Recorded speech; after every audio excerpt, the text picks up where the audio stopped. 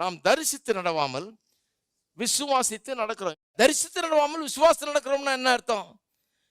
என்ன இருக்குதுன்னு பார்த்துட்டு அதையே பேசிட்டு இருக்கிறது இல்ல. விசுவாசித்து நடக்கிறோம்னா என்ன? கர்த்தர் என்ன சொல்லியிருக்காருன்னு பார்த்தா அதையே பேசிட்டு இருக்கிறோம். அதுதான் விசுவாசித்து நடக்கிறது. எத்தனை பேருக்கு இப்ப புரிஞ்சுது? நான் தரிசித்து நடவாமல்னா என்ன அர்த்தம்? நான் பார்த்து இருக்கிறதையே சொல்லிக்கிட்டு இதையே வச்சு அழுதுட்டு இல்லாம விசுவாசத்தின் அர்த்தம் கடவுளுடைய வார்த்தை என்ன சொல்லுதுன்னு பார்த்து அதையே சொல்லி கர்த்தரை மகிமைப்படுத்தி ஸ்தோத்தரிச்சு. அதான் ஆபிரகாம் பண்ணாம பாருங்க. சரீரம் செத்து போனது, சாராளுடைய கற்பம் செத்து போனது சொல்லி சொல்லி அழுதுட்டு இல்ல. கர்த்தர் வாக்குத்தத்தம் பண்ணதை நிறைவேற்றுவார்னு முழு நிச்சயமா நம்பி தேவனை மகிமைப்படுத்தி ஸ்தோத்திரம் பண்ணி விசுவாசத்தில் வல்லவனானான். அதே பேசிட்டு இருக்கிறான். எதை பேசிட்டு இருக்கிறான்? அநேக ஜாதிகளுக்கு தாப்பரன்கிறத பேசுறான்.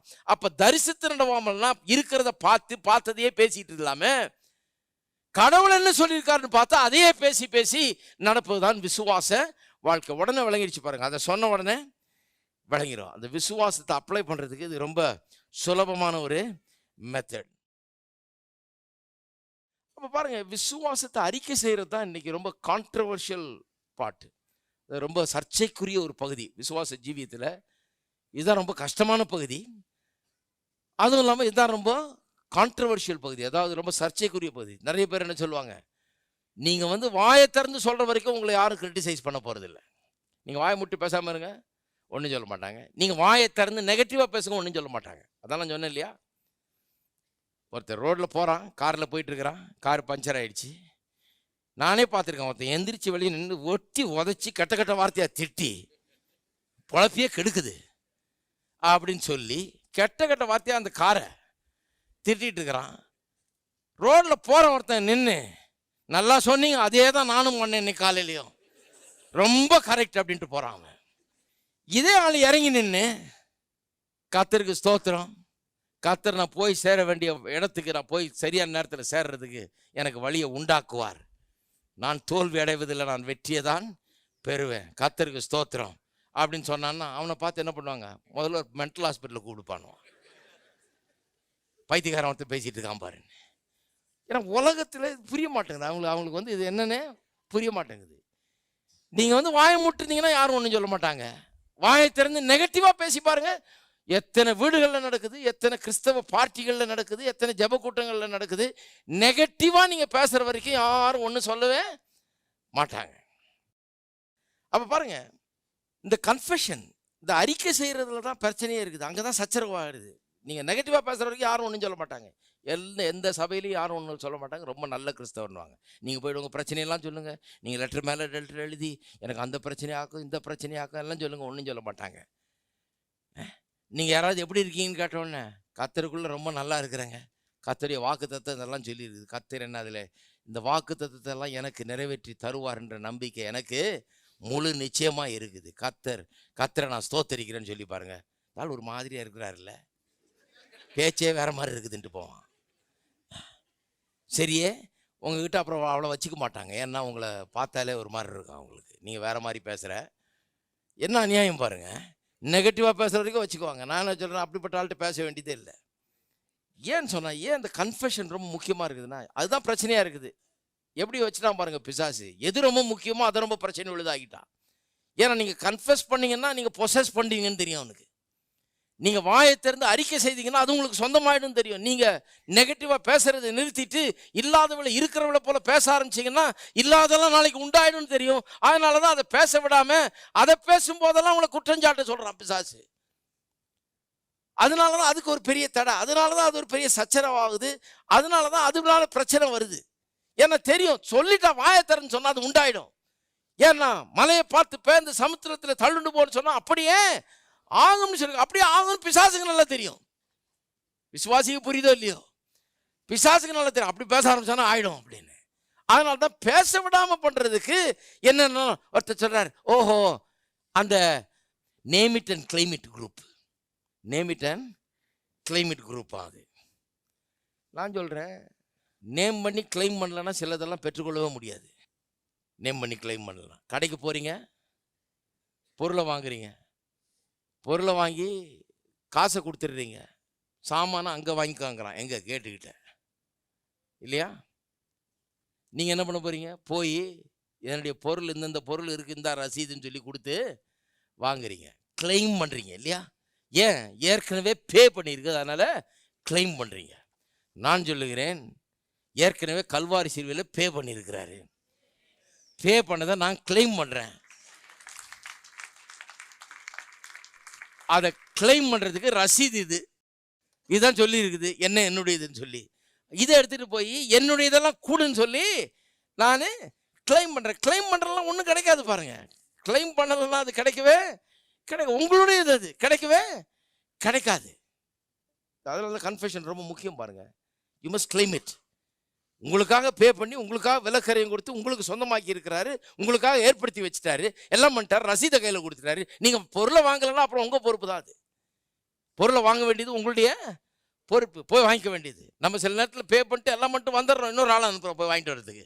அந்த ரசீது இருக்க வரைக்கும் கண்டிப்பாக கொடுப்பாங்க. யார் கையில் ரசீது இருந்தாலும் அவங்களுக்கு பொருளை கொடுப்பாங்க இல்லையா? அப்போ ரசீது கையில் இருக்கா? எத்தனை பேர் ரசீது எடுத்துகிட்டு வந்தீங்க? ஹலோ, இதுதான். இது கையில் இருந்தால் மட்டும் பார்த்தாது, வாயிலையும் இருக்கணும். ஏன்னா இது ஃபெய்த் கிளைம். இது இருதயத்தில் இருக்கணும், வாயில் இருக்கணும். அப்படிதான் பெற்றுக்கொள்ள முடியும். அப்ப பாருங்க, அதனாலதான் அந்த கன்ஃபெஷனை பெரிய குழப்பி வச்சிருக்கிறாங்க. அதை பண்ணிடாதபடிக்கு எப்படியாவது இதை குறை சொல்லி இதை எதாவது பண்ணி அந்த கன்ஃபெஷன்லாம் தப்பு, ஃபெய்த் கன்ஃபெஷன் அது மண்ணாங்கட்டியாது அப்படின்ற ஒரு குரூப் இருக்குது அது மாதிரி பேசுறதுக்கு. நான் சொல்லுகிறேன், ரொம்ப அவசியம் இது. ஏன் தெரியுமா? கர்த்தர் எப்படி உண்டாக்கிட்டாருன்னா, இருதயத்தில் விசுவாசம், வாயில அறிக்கை. இப்படிதான் மனுஷனை உண்டாக்கிட்டார். இருதயத்தில் விசுவாசித்து வாயினால் அறிக்கையிட்டால் ரட்சிக்கப்படுவார். எதுவுமே அப்படிதான். இருதயத்தில் விசுவாசித்து வாயினால அறிக்கையிட வேண்டும். இப்படிதான் மனுஷனுடைய வாழ்க்கையை கர்த்தர் நியமிச்சிருக்கிறார். அப்ப வாயினால நான் அறிக்கை செய்யும் போது என்ன ஆகிறது? என் விசுவாசத்தை நான் பயன்படுத்தி என்ன வேணுமோ அதை நான் பெற்றுக்கொள்கிறேன். காசு என்கிட்ட இருக்குதுன்னா அதை யூஸ் பண்ணி நான் போய் சாப்பிட்றேன். காசை கொடுத்தா சாப்பாடு கிடைக்க போகுது. ஹோட்டலுக்கு போய் காசை கொடுத்து சாப்பாடை வாங்கி சாப்பிட்றேன். ஒரு ஆளை கண்டுபிடிச்சாங்க பாருங்க. ஒரு பேப்பரில் வாசித்தேன், வெளிநாட்டில் சொல்கிறாங்க, ஆள் செத்து போய் கிடக்கிறாரு, வீட்டில் நாரி கிடக்குது. யாரோ ரிப்போர்ட் பண்ணி போய் உள்ளே போய் பார்த்தா ஆள் அவுட்டு. எப்படி செத்தாருன்னா மால் நியூட்ரிஷன். எப்படின்னா சாப்பாடு இல்லாமல், ஆகாரம் இல்லாமல் செத்து போயிருக்கிறாரு.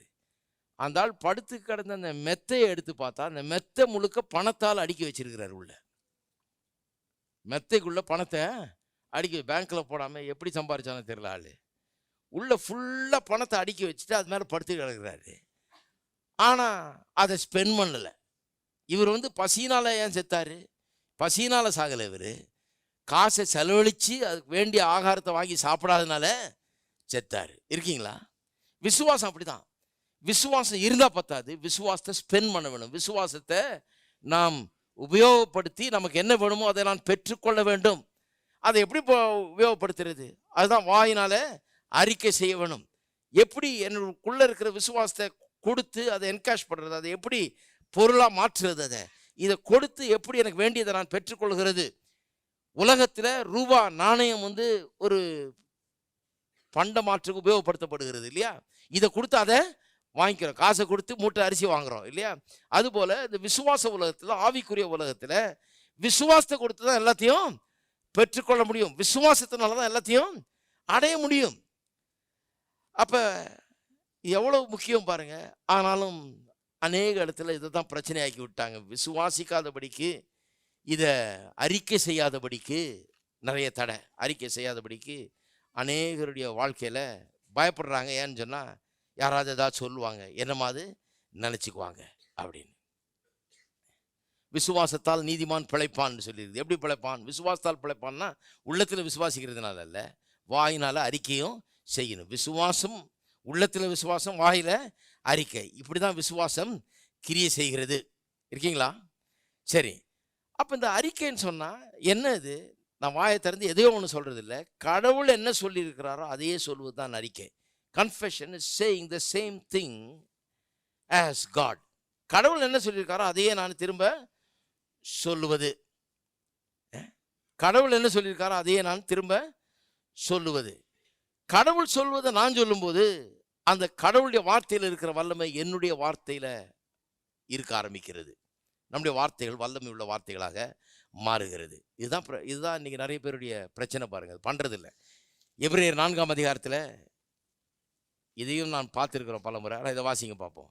எபிரேயர் 4ஆம் அதிகாரம் 2ஆம் வசனம். ஏனெனில் சுவிசேஷம் அவர்களுக்கு அறிவிக்கப்பட்டது போல நமக்கும் அறிவிக்கப்பட்டது. நல்ல கவனிங்க, கேட்டவர்கள் விசுவாசம் இல்லாமல் கேட்டபடினால். They didn't mix it with faith. இங்கிலீஷ்ல வருது. Those who heard it did not mix it with faith. கேட்டவர்கள் விசுவாசம் இல்லாமல் கேட்டபடினால். நான் என்ன சொன்னேன், விசுவாசம்னு வர்ற இடத்துலலாம் இல்லாதவளை இருக்கிறவளை போல அழைக்கிறதுன்னு போட்டு பாருங்க, கரெக்டாக வந்துடும் மீனிங். அப்போ இந்த இடத்துல அப்படியே போட்டு பாருங்க, கேட்டவர்கள் இல்லாதவைகளை இருக்கிறவைகளா அழைக்கிறவர்களா இல்லாதபடினால். கேட்டவர்கள், சுவிசேஷத்தை கேட்டவர்கள் இல்லாதவைகளை இருக்கிறவர்களை போல அழைக்காததினால். அதாவது இஸ்ரவேல் மக்கள் வனாந்தரத்தில் வந்தாங்க, எகிப்திலிருந்து விடுதலையாகி வனாந்தரத்தில் வந்து கானான் தேசத்துக்கு வந்துகிட்டு இருக்கிறாங்க. ஆனால் போய் சேர முடியல. 40 வருஷம் அங்கேயே வனாந்தரத்திலே இருந்து அழிந்து போனார்கள். ஏன்? கடவுள் சித்தம் இல்லை அது. ஆனால் அவருடைய அவிசுவாசத்தினால ஏன் அப்படி அழிந்து போனார்கள் நீங்க கதை சொல்றாரு. சொல்லும்போது சொல்றாரு, கேட்டவர்கள் ஏன் அழிந்து போனாங்க? விசுவாசம் இல்லாமல் கேட்டபடினால். அப்ப விசுவாசம் இல்லாமல் கேட்டபடினால்னா, கேட்டாங்க ஆனால் இல்லாதவர்களை இருக்கிறவர்கள் போல அழைக்கிறவர்களாக மாறவில்லை. அப்படி கேட்கவில்லை. கேட்டாங்க ஆனா அவங்க பேச்சை மாத்திக்கவே இல்லை. கேட்டாங்க ஆனா அவர்கள் தங்களுடைய வேலையை பற்றி, தங்களுடைய பணத்தை பற்றி, தங்களுடைய மனைவியை பற்றி, தங்களுடைய பிள்ளைகளை பற்றி, தங்களுடைய தொழிலை பற்றி, தங்களுடைய ஜீவியத்தை பற்றி என்ன பேசி கொண்டிருந்தாங்களோ அதை தான் பேசி கொண்டிருந்தாங்களோ ஒழிய அதை மாற்றவே இல்லை. நல்லா கவனிங்க, பழைய ஏற்பாட்டில் வாசித்து பாருங்க, யாத்திராமத்தில் வாசித்து பாருங்க, எண்ணாமத்தில் வாசித்து பாருங்க, பெரிய கதையே இருக்குது. அது கேட்டாங்க, நமக்கு அறிவிக்கப்பட்ட அதே சுவிசேஷம் அவர்களுக்கு அறிவிக்கப்பட்டதான் சொல்லப்பட்டிருக்கிறது. பாலும் தேனும் ஓடுற தேசத்துக்கு கடவுள் கொண்டு போய் சேர்ப்பேன்னு சொன்னார். அப்புறம் ஏன் கொண்டு போய் சேர்க்கல? ஏன் வனாந்தரத்திலே செத்து போனாங்க? கேட்டவர்கள் விசுவாசம் இல்லாமல் கேட்டபடினால. விசுவாசம் இல்லாமல் கேட்டார்கள்னா என்ன அர்த்தம்? கேட்டாங்களே ஒழிய இல்லாதவைகளை இருக்கிறவைகளாக அழைக்கக்கூடியவர்களாக அவர்கள் மாறவில்லை. இல்லாதவைகளை இருக்கிறவைகளாக அழைக்கவில்லை. கேட்டாங்க ஆனா அதே தான் பேசிட்டு இருந்தாங்க. எதை பேசிட்டு இருந்தாங்க? எனக்கு பசிக்குது, எனக்கு தண்ணி தாக எடுக்குது, அங்க இருந்தாலே நல்லா சாப்பிட்டுருப்பேன், அங்க கறி சாப்பிட்டனாக்கும், எகிப்திலே நான் நல்லா வாழ்ந்திருப்பேனாக்கும், இதையே தான் பேசிட்டு இருந்தாங்களே ஒழிய ஃபியூச்சரை பேசவில்லை. கர்த்தர் எப்படிப்பட்டவர்? ஃபியூச்சரை பேசி பேசி உண்டாக்குகிறவர். நம்மையும் ஃபியூச்சரை பேசி பேசி உண்டாக்க சொல்லி இருக்கிறாரு. இவங்க என்ன பண்றாங்க? ரிவர்ஸ்ல போயிட்டு இருக்கிறாங்க. இவங்க பாஸ்டே தான் பேசிட்டு இருக்கிறாங்க. நான் அங்கேயே நல்லா சாப்பிட்டேனே, அங்கேயே விட்டுருந்தா நல்லா இருந்திருப்பேனே, சாகும்படியா இங்கே கொண்டாந்து வனாந்தரத்தில் நாங்கள் எதுக்கு இங்கே வந்திருக்கணும், இப்படிதான் பேசினாங்க. ஃபியூச்சரை பேச மறுத்து விட்டார்கள். இல்லாதவளை இருக்கிறவளை போல பேசவில்லை. இருக்கிறதே பேசிக்கிட்டே இருந்தாங்க. நடந்து முடிஞ்சதையே பேசிட்டு இருந்தாங்க, இருக்கிறதையே பேசிட்டு இருந்தாங்க, இல்லாததை பேசவில்லை. பாலும் தேனும் ஓடுகிற தேசம் என்னுடையது, நான் அங்கே போய் சேருவேன்றதை பேசவில்லை. இருக்கீங்களா? அதனால தான் போய் சேரல. இன்னைக்கு நிறைய விசுவாசிகள் அப்படி இருக்கிறாங்க. உலகத்தில் இருக்கிறதே தான் பேசிட்டு இருக்கிறாங்க. அதே கதை தான். புருஷன் சரியில்லை, வேலை சரியில்லை, பணம் போதலை, கஷ்டம், அதே தான் பேசுவாங்க. கேட்டால் தானே பிரதர் தான் பிரச்சனை, தான் பேசிகிட்டு இருக்கிறேன். இதுக்கு ஒரு இது வச்சுருக்காங்க. இப்போ இவங்க என்ன சொல்கிறாங்க? அவங்க அதே பேசிட்டோம், நீ பாஸ்டர்னா அதையே கேட்டுட்டு உட்காந்துட்டுன்றாங்க. அவங்க பேசுகிறதெல்லாம் கேட்குறதுக்கு தானே பாஸ்டர். கேட்டால் என்னுடைய மண்டை என்ன ஆகுறது? அதுக்கு தான் நான் என்ன சொல்கிறேன், நான் கேட்குறது இருக்கட்டும், நான் சொல்கிறது நீங்கள் கொஞ்சம் கேளுங்க. ஏன்னா இப்போ சொல்லிடுறேன், கடவுள் என்ன சொல்லியிருக்காருன்னு சொல்லிடுறேன். இல்லைங்க, என் பிரச்சனையெல்லாம் கொண்டாந்து உங்கள்கிட்ட கொட்டிட்டு போகலாம், என்கிட்ட கொட்டாதீங்க, வேணாம். இல்லை ஏதோ நம்ம மனசு ஆறுதலாக இருக்குங்க, ஒரு மூட்டையை இறக்கி வச்சா மாதிரி இருக்கும், வேற எங்கேயா கொண்டு போய் இறக்குங்க உங்கள் மூட்டையை. விளையாட்டுக்கு சொல்ல நான், வேற எங்கேயா கொண்டு போய் இறக்குங்க. மூட்டையெல்லாம் சுமக்கிறதுக்காக என்ன வச்சிடல கடவுள். கடவுளுடைய வார்த்தையை உங்களுக்கு சொல்லுகிறேன். கர்த்தர் மீது உங்கள் பாரங்களை வைத்து விடுங்கள், அவர் உங்களை விசாரிக்கிறவராக இருக்கப்படுகிறார் சொல்லியிருக்குது. மனுஷன்ட்ட போய் மூட்டையெல்லாம் இறக்கி வைக்க வேண்டியதில்லை. நம்ம எந்த மனுஷனும் நமக்கு உதவி செய்ய முடியாது. நான் என்ன சொல்கிறேன், இல்லாதவில்லை இருக்கிறவில்லை போல அலையுங்க. உங்கள் ஃபியூச்சரை பேசுங்க. எப்படி இருக்க விரும்புகிறீர்களோ அதை பேசுங்க. எப்படி இருப்பீர்கள் என்று கர்த்தர் வார்த்தை சொல்லுதோ அதை பேசுங்க. வாய் அதுக்காக பயன்படட்டும். ஏன்னா அப்படிதான் உண்டாகும் வாழ்க்கை. திருப்பவும் 2 கொரிந்தியர் சில வசனங்களை இந்த மாதிரி வாசிக்கிறேன் பாருங்க. விசுவாசம்னு வர்ற இடத்துல இல்லாதவர்களை இருக்கிறவர்களை போல அழைக்கிறது அப்படின்னு போட்டு வாசிக்கிறேன். 2 கொரிந்தியர் 4:13 எப்படி சொல்லியிருக்கு? விசுவாசித்தேன் ஆகையால் பேசினேன் என்று எழுதியிருக்கிறபடி. இப்போ எப்படி போடுவீங்க? இல்லாதவைகளை இருக்கிறவர்களை போல அழைக்கிறவன் ஆகையால் நான் பேசினேன் என்று எழுதியிருக்கிறபடி நாங்களும் அந்த விசுவாசத்தை உடையவர்களாக இருந்து இல்லாதவைகளை இருக்கிறவர்களாய் அழைக்கிறபடியால் பேசுகிறோம். பேசுறதுன்னா எப்படி பேசணும்? இல்லாதவைகளை இருக்கிறவர்களாய் அழைக்கிறபடியால் பேசணும். உள்ளதா சொல்றேன் பிரதர். நாளைக்கு எங்கிருந்து சாப்பாடு வருமோ எனக்கு தெரியல பிரதர். எங்கிருந்து வரும்னு பைபிளில் கிளீனாக சொல்லியிருக்கு. எனக்கு ஒத்தாசை வரும் பருவத்துக்கு நேராக என் கண்களை ஏறெடுக்கிறேன். ஓ, அது அங்கே சொல்லியிருக்கு பிரதர். இருந்தாலும் என் விஷயத்த சொல்கிறேன். இருக்கிற உண்மையை சொல்கிறேன். இருக்கிற உண்மை அதுதான், இது இல்லை. இருக்கிற உண்மை என்ன? அது இருக்கிற உண்மை. சிங்கக்குட்டிகள் தாழ்ச்சி அடைந்து பட்டினி கிடக்கும், கத்தரை தேடுகிறவர்களுக்கும் ஒரு நன்மையும். சிங்கக்குட்டி கூட பட்டினி கிடக்கலாம், ஆனால் நீங்கள் பட்டினி கிடக்க மாட்டீங்கன்றதுதான் உண்மை. அப்புறம் என்ன உண்மையை சொல்கிறீங்க? இல்லை பிரதர், உண்மையை சொல்கிறேன் பிரதர். உண்மையே அது உண்மையே கிடையாது. எது உண்மைன்னு தெரிஞ்சுட்டு அப்புறம் அதை பேசுங்க. இல்லை, என் பாரத்தெல்லாம் உங்கள்கிட்ட இறக்கி என்கிட்ட இறக்கி வைக்காதீங்க. நான் உங்கள் மேலே ஒன்று இறக்கிட்டு இருக்கிறேன், அதை கவனிங்க. சிங்கக்குட்டி கூட பட்டினி கிடக்கும், ஆனால் நீங்கள் பட்டினி கிடக்க மாட்டீர்கள். அதை எத்தனை பேர் விசுவாசிக்கிறீங்க? 2 கொரிந்தியர் 13 திருப்புங்க. சும்மா ஒரு சாம்பிளுக்கு நான் வாசித்து காமிக்கிறேன். இப்படி வாசித்தீங்கன்னா விசுவாசம் புரிஞ்சிடும். நீங்கள் விசுவாசம் உள்ளவர்களோ என்று நீங்களே உங்களை சோதித்து அறியுங்கள். இப்படி வாசிக்கலாம். நீங்கள் இல்லாதவர்களை இருக்கிறவர்கள் போல் அழைக்கிறவர்களோ என்று உங்களை சோதித்து. ஹலோ, சிலர் பார்க்குறாங்க, என்ன பளிச்சுன்னு விளங்குது இப்போன்னு. இது சிம்பிளாக வாசிட்டு போயிட்டீங்க. விசுவாசம் உள்ளவர்களோ என்று உங்களை நீங்களே சோதித்து அறியுங்கள் அப்படின்னு வாசிட்டு மூடி வச்சுட்டு போயிட்டோம். இப்படி வாசித்தா வழங்கும். நீங்கள் இல்லாதவர்களை இருக்கிறவர்களை போல் அழைக்கிறவர்களோ என்று உங்களை சோதித்து. விசுவாசம் வர்றதுலாம் இதை தூக்கி போடுங்க, கரெக்டாக வரும் பாருங்க. ரோமர் 12ஆம் அதிகாரம் 3. தேவன் பகிர்ந்த விசுவாச அளவின்படியே என்று சொல்லப்பட்டிருக்கிறது. அதாவது உங்களில் எவனாகிலும் தன்னை குறித்து எண்ண வேண்டியதற்கு மிஞ்சி எண்ணாமல் அவனவனுக்கு தேவன் பகிர்ந்த விசுவாச அளவின்படியே தெளிந்த எண்ணம் உள்ளவனாய் எண்ண வேண்டும். அங்கேயும் பாருங்க, இல்லாதவைகளை இருக்கிறவர்களை போல அழைக்கிறா அந்த அளவின்படி. அப்படிதான் அது. கடைசியாக திருப்போம் மார்க் எழுதின சுவிசேஷம், மார்க் 5. இங்கே ஒரு அருமையான கதை வருது. அந்த 12 வருஷமாய் பெரும்பாலுள்ள ஒரு ஸ்திரீ ஆள் இயேசு வண்டியில் வர்றா. இயேசு ஏற்கனவே இன்னொருத்தன் வீட்டுக்கு போயிட்டுருக்காரு. அங்கே யாரோ சோகம் இல்லைன்னு சொல்லி யவீருடைய வீட்டுக்கு. வழியில் இந்தம்மா இவருடைய வஸ்திரத்தின் ஓரத்தை விட்டு தொட்டு சோகமாகறாங்க இல்லையா. வரும்போது என்ன சொல்லிட்டு வர்றாங்க? வர்றாருன்னு கேள்விப்பட்டு வெளியே வரக்கூடாத ஆள், வீட்டை விட்டு வெளியே வரக்கூடாத ஆள் தன்னுடைய உள்ளத்தில் என்ன சொல்லி கொண்டு வந்தாலாம்? நான் போய் அவருடைய வஸ்திரத்தின் ஓரத்தையாகிலும் தொட்டால் நான் சொஸ்தமாவேன்னு சொல்லிக்கிட்டே வந்தாங்க. அப்படியே ஆயிடுச்சு. தொட்டாங்க, சொஸ்தம் ஆயிடுச்சு. இப்போ பாருங்க 34ஆம் வசனம் பாருங்க. அவர் அவளை பார்த்து, இயேசு எல்லாம் முடிஞ்ச பிறகு சொல்றாரு, மகளே, உன் விசுவாசம் உன்னை ரட்சித்தது, நீ சமாதானத்தோட போய் உன் வேதனை நீங்கி சுகமாய் என்றார். உன் விசுவாசம் உன்னை ரட்சித்தது. எது ரட்சித்தது? விட அவளுடைய விசுவாசம். அவளுடைய விசுவாசம் என்ன? வாஸ்து பார்த்தீங்கன்னா தெரியும். இல்லாததை இருக்கிறத போல அழைத்தது தான் அவளுடைய விசுவாசம். அதுதான் விசுவாசம். அது என்ன சொன்னா? நான் போய் அவளுடைய வஸ்திரத்தின் ஓரத்தை தொட்டால் நான் சுகமாவேன். நான் போய் வஸ்திரத்தின் ஓரத்தை தொட்டால் இதே தான் சொல்லிட்டு வர்றான். நான் போய் வஸ்திரத்தின் ஓரத்தை தொட்டால் சுகமாவேன். அப்படியே ஆயிடுச்சு. இப்படியே சொல்லிட்டே வந்தா தொட்டா சுகமா ஆய்விட்டது. அப்போ பாருங்க, தன்னுடைய ஃபியூச்சரை அவ ப்ராஃபஸை பண்ணி அப்படியே பெற்றுக்கொள்கிறாள். நான் சொல்றேன், உங்களுடைய வாயை கர்த்தர் உங்களுக்கு எது கொடுத்திருக்கிறாரு? ஒரு வல்லமை உள்ள ஒரு கருவியாய் கொடுத்திருக்கிறாரு. இருதயத்தில் கடவுளுடைய வார்த்தையை வைத்து வாயினால பேசினதை அடைய வேணும், அது அப்படியே ஆக வேணும் என்று சொல்லிதான் கர்த்தர் உங்களுக்கு இதை கொடுத்திருக்கிறாரு. அதுக்கு மாத்திரம் அதை உபயோகப்படுத்துங்கள். அதுதான் விசுவாச வாழ்க்கை.